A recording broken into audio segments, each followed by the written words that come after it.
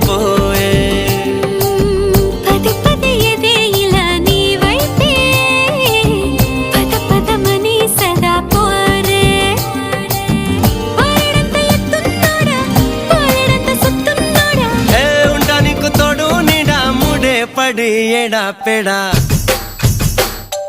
గిచ్చి గిచ్చి చంప